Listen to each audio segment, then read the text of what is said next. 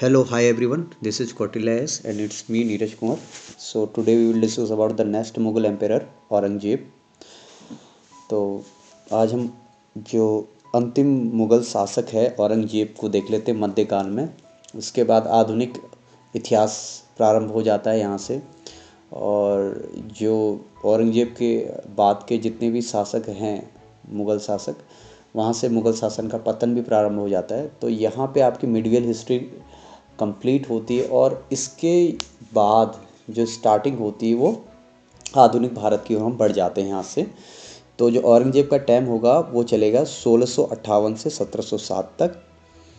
जैसा कि मैंने बताया था कि औरंगजेब दारा शिकोह का ही भाई है और शाहजहाँ का बेटा है. इसकी माता का नाम मुमताज़ महल है.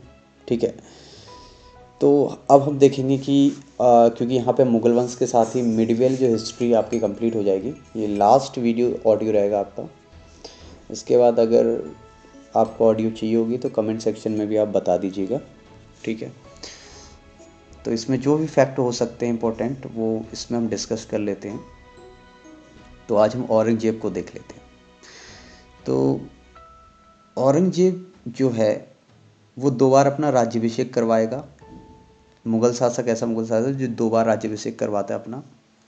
एक करवाता है 1658 में और एक करवाता है 1659 में. तो 2 बार राज्याभिषेक कराएगा औरंगजेब. ठीक है. और औरंगजेब के अगर हम पुत्रों की बात करें तो उसके कुल 5 पुत्र थे.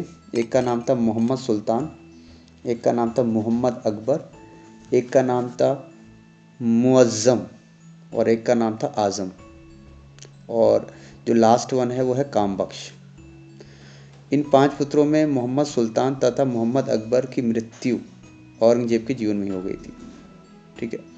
औरंगजेब का जो सबसे बड़ा पुत्र था उसका नाम था मोहम्मद मुअज़्ज़म. ठीक है. जो औरंगजेब की एक पत्नी थी नवाब बाई, उसके गर्भ से हुआ था. औरंगजेब का जो दूसरा पुत्र था मोहम्मद आज़म, उसका जन्म हुआ था दिलरास बानो बेगम के गर्भ से. और औरंगजेब का सबसे छोटा पुत्र था कामबख्श, जो कि औरंगजेब की एक अन्य पत्नी उदयपुरी महल के गर्भ से हुआ था. ठीक है. तो थोड़ा प्रारंभिक जीवन देख लेते हैं हम इसका. मोहम्मुद्दीन मोहम्मद औरंगजेब शाहजहाँ का पुत्र था और 1618 में मुमताज़ महल के गर्भ से दोहद उज्जैन में इसका जन्म हुआ. आरंभ से ही औरंगजेब को कठिन परिस्थिति से गुजरना पड़ा. ठीक है. शाहजहाँ को दारा और औरंगजेब को जमानत के रूप में जहांगीर के पास भेजना पड़ा था जब शाहजहाँ ने विद्रोह किया था. उस समय औरंगजेब 8 वर्ष का था. और बाद में जब शाहजहाँ शासक बना तो उसके दोनों पुत्र उसे मिले. ठीक है ना. तो शाहजहाँ ने औरंगजेब की शिक्षा दीक्षा का पूरा ध्यान दिया और उसके लिए योग्य शिक्षकों को नियुक्त किया. तो जिसमें मीर हाशिम गिलानी प्रमुख थे. औरंगजेब के जो प्रथम शिक्षक थे वो थे अब्दुल लतीफ़ सुल्तानपुरी. तो इसके आगे हम देखते हैं. तो ऐसा पहला मुग़ल शासक जिसका राज्याभिषेक 2 बार हुआ है वो औरंगजेब है. एक 1658 में आगरा में और दूसरा 1659 में दिल्ली में. और औरंगजेब का जो विवाह हुआ वो रबिया बीबी से हुआ था 1637 में. और वह अब्दुल मुज़फ़्फ़र मुहिउद्दीन मोहम्मद औरंगजेब बहादुर आलमगीर पाशा गाजी की उपाधि धारण कर मुग़ल सिंहासन पर बैठा. जनता के आर्थिक कष्टों के निवारण के लिए एक तो सहदारी मतलब आंतरिक परागमन शुल्क और एक थी पानदारी मतलब व्यापारिक चुंगियाँ आदि करों को समाप्त किया इसने. तो पूछ सकता है कि सहदारी और पानदारी जो टैक्स था वो किसने समाप्त किया? औरंगजेब ने. और औरंगजेब ने अपने शासन का जो आधार बनाया था वो कुरान को बनाया और वह देश को दार उल हर्ब के स्थान पे दार उल इस्लाम में परिवर्तित करना चाहता था. तो पेपर में पूछ लिया कि दार उल हर्ब के स्थान पे दार उल इस्लाम में कन्वर्ट कौन करना चाहता था? तो वो औरंगजेब था. उसने अपने सिक्कों पर कलमा खुदवाया और नौरोज का आयोजन, सार्वजनिक संगीत समारोह, भांग उत्पादन, शराब पीना तथा जुए खेलने पर उसने क्या कर दिया? पूर्णतः प्रतिबंध लगा दिया. अकबर के बाद हम देखते हैं कि औरंगजेब ने 1663 ईस्वी में सती प्रथा पर प्रतिबंध लगा दिया. जैसे अकबर ने भी कोशिश की थी, औरंगजेब ने भी सती प्रथा पर क्या किया? प्रतिबंध लगाया. और इसने हिंदुओं पर तीर्थ यात्रा कर लगाया. 1668 में हिंदू त्योहारों को मनाए जाने पर भी इसने क्या कही? रोक लगाई. औरंगजेब ने अपने शासन के 11वें वर्ष झरोखा दर्शन और 12वें वर्ष तुलादान की जो प्रथा होती थी उसको भी क्या कर दिया, समाप्त कर दिया। 1679 में उसने जजिया कर पुनः लगाया, लेकिन 1704 ईस्वी में यह हटा लिया उसने। तो जजिया कर कब लगाया, 1679 में औरंगजेब ने, और हटा कब लिया था, 1704 में। उसके काल में सर्वाधिक रुपये की ढलाई भी हुई थी, और अपने अंतिम काल में ढाले हुए सिक्कों पर मीर अब्दुल बाकी साहबई द्वारा रचित एक पद्य अंकित करवाया। ठीक है ना। तो सर्वाधिक रुपये की ढलाई किसके समय में हुई है, औरंगजेब के टाइम में। औरंगजेब को जिंदा पीर और शाही दरवेश भी कहा जाता है, और औरंगजेब ऐसा मुगल शासक है जिसने सर्वाधिक हिंदू अधिकारियों की नियुक्ति की थी। उसके समय मुगल प्रांतों की संख्या सबसे अधिक 21 थी, तो लगभग 30% कह सकते हैं कि हिंदू अधिकारी थे उसके शासन में। और सबसे बड़ा जो, अगर मुगलों में अगर पूरे भारत में सबसे बड़ा अगर साम्राज्य विस्तार किया था वो भी औरंगजेब ने ही किया था।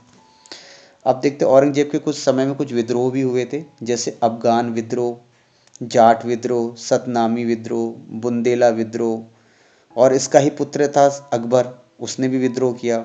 अंग्रेजों का विद्रोह भी हुआ, राजपूतों का विद्रोह भी हुआ, और सिखों का भी विद्रोह हुआ। अब औरंगजेब की दक्कन नीति देखते हैं। तो औरंगजेब शाहजहाँ के काल में 2 बार दक्षिण का सूबेदार रहा। मतलब शाहजहाँ इसको ज़्यादातर दक्षिण विजय पर ही भेजता था, क्योंकि दक्षिण विजय बहुत ही कठिन थी, और 2 बार ये दक्षिण का सूबेदार भी रहा। 1682 में इसका जो पुत्र था शहजादा अकबर, उसका पीछे करते हुए दक्षिण भारत पहुंचा, और फिर कभी ये उत्तर भारत नहीं आ सका। मतलब इसकी वहीं पे क्या हो गई, मृत्यु हो गई। इसलिए दक्षिण भारत औरंगजेब का क्या हो गया, कब्रिस्तान बन गया था। तो इसका जो शहजादा, इसका जो बड़ा पुत्र था अकबर, उसने इसके साथ क्या किया, विद्रोह किया औरंगजेब के टाइम में। ठीक है। तो 1685 में बीजापुर और 1687 में गोलकुंडा को मुगल साम्राज्य में मिला है। तो प्रश्न ये भी पूछ लेते हैं कि बीजापुर और गोलकुंडा को मुगल साम्राज्य में किसने मिलाया, तो भी औरंगजेब ने। कुछ और फैक्ट देख लेते हैं। जैसे औरंगजेब के काल में मथुरा का केशव मंदिर, बनारस का विश्वनाथ मंदिर और पाटन का सोमनाथ मंदिर तोड़ा गया, और उसने तिलपट के युद्ध में जाटों को परास्त किया। ठीक है। और उसका जो नेतृत्व करता था जाटों का गोकुल, उसको पकड़कर मार डाला। कुछ निर्माण, वैसे तो इसके समय काल में निर्माण कार्य और संगीत पूरी तरह से प्रतिबंधित ही हो गया था, फिर भी कुछ कार्य किए हैं इसने निर्माण स्थापत्य कला में, वो देख लेते। जैसे दिल्ली के लाल किले में मोती मस्जिद का निर्माण कराया, और इसकी वाइफ पत्नी जो थी राबिया उद दौरानी, उसका मकबरा बनाया इसने औरंगाबाद में, जिसे बीबी का मकबरा कहते हैं। तो बीबी का मकबरा यानी कि इसकी वाइफ का मकबरा, राबिया उद दौरानी का मकबरा कहाँ है, औरंगाबाद में। और औरंगजेब के वैसे तो सबसे अधिक जो फारसी रचनाएं हुई हैं वो औरंगजेब के समय में ही हुई हैं, परंतु केवल एकमात्र ग्रंथ को उसने संरक्षण प्रदान किया था, वो था फतवा ए जहांदारी। तो फतवा ए जारी जहांदारी इसका एकमात्र ग्रंथ है जिसको इसने संरक्षण दिया था। और एक कानून और न्याय की पुस्तक थी इसके समय में जिसकी रचना हुई है, उसका नाम है फतवा ए आलमगीरी। फतवा ए आलमगीरी, तो फतवा से समझ लेना कि जो भी फतवा वाला है वो किससे, औरंगजेब से संबंधित तो है ही। और औरंगजेब और मराठों के बीच में जब युद्ध हुआ था, तो इसकी ओर से राजा जयसिंह शिवाजी से मिलने गया और शिवाजी को कैद कर लिया था, और उनके बीच में एक संधि हुई थी जिसे पुरंदर की संधि कहा गया, और ये हुई थी 1665 में। तो पुरंदर की संधि किस किस के बीच में हुई, औरंगजेब और शिवाजी। कौन गया था औरंगजेब की ओर से, राजा जयसिंह। ठीक है। और शिवाजी और उसका पुत्र संभाजी औरंगजेब से मिलने आगरा गए, परंतु औरंगजेब ने उन्हें बंदी बना लिया, और शिवाजी वहां से भागने बाद में क्या हो जाते हैं, सफल हो जाते हैं, टोकरी में निकल के भाग जाते हैं।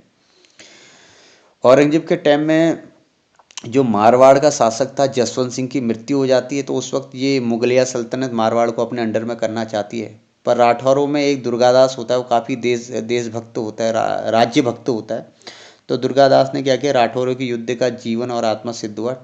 जो कर्नल टॉड हैं जिसने राजपूतों की हिस्ट्री लिखी है, उसने दुर्गादासों को राठौरों का यूलिसेज कहा है। ठीक है। औरंगजेब की और जो प्रमुख घटनाओं में से जो प्रश्न पूछ लिया जाता है कि औरंगजेब ने सिखों के जो 9वें गुरु थे, गुरु तेग बहादुर, उनकी 1675 में क्या करवाती थी, हत्या करवाती थी। जैसे जहांगीर ने गुरु अर्जन देव की हत्या करवाई, वैसे औरंगजेब ने गुरु तेग बहादुर की 1675 में क्या कर दी, हत्या करवा दी थी। औरंगजेब ने एक अधिकारी का चयन किया था जिसको कहते थे मुहत्सिन, और उसका काम होता था कि शरीयत का पालन ठीक तरह से हो रहा है या नहीं हो रहा है यह देखना। ठीक है। और औरंगजेब की अगर मृत्यु की बात करें तो कि उसकी मृत्यु हो गई थी 4 मार्च 1707 ईस्वी में, और उसे दौलताबाद के पास शेख जैम उल हक की मज़ार के निकट दफना दिया गया। तो अभी हमने देखा पूरा औरंगजेब के समय में जो फैक्ट इम्पोर्टेंट जो पेपर में आपसे पूछे जा सकते हैं, ठीक है। वैसे तो प्रश्न अगर हिस्ट्री के पीजीटी के दृष्टि से देखा जाए तो उसमें मुग़ल प्रशासन से बहुत ज़्यादा क्वेश्चन आता है। अगर पीसीएस मेंस की दृष्टि से देखा जाए तो मुग़ल प्रशासन से कई सारे क्वेश्चंस आ जाते हैं कि मुग़ल प्रशासन कैसे था, ठीक है। और दिल्ली सल्तनत का प्रशासन कैसा था, तो उसको प्रशासनिक इकाइयाँ क्या थी वो अलग तरीके से देखा जाता है, उसको हम अलग तरीके से कभी डिस्कस करेंगे। तो यहाँ पे आपका ये मिडिल पीरियड कंप्लीट होता है औरंगजेब का। अब इसके जो पुत्र पैदा होते हैं उत्तराधिकारी, वहाँ से आधुनिक काल की शुरुआत हो जाती है। आधुनिक काल की हालांकि शुरुआत यूरोपियों के आगमन से ही हो जाती है। आपको पता जहांगीर के टाइम में से जो अकबर और जहांगीर के टाइम में यूरोपी यहाँ आने लगे थे, है ना। जहांगीर के समय में आ गए थे, 1600 में तो ईस्ट इंडिया कंपनी बन चुकी थी। तो वहाँ से यूरोपियों का यहाँ जब आगमन होता है, पुर्तगाली आते हैं, डच आते हैं, ठीक है, और आपके अंग्रेज़ आते हैं, फ्रांसीसी आते हैं।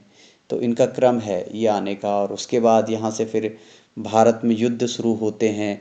बक्सर का युद्ध होता है, प्लासी का युद्ध होता है, और 1765 में जब इलाहाबाद की संधि होती है तो पूरी तरह से यहाँ अंग्रेजी जो कंपनी है, ईस्ट इंडिया कंपनी है, उसका पूरे भारत में शासन आ जाता है। और यहाँ से पूरी तरह से एक तरह से हम कहेंगे कि आधुनिक काल की जो मॉडर्न हिस्ट्री है उसका दायरा शुरू हो जाता है। तो ये टॉपिक यहीं तक था। Thank you so much.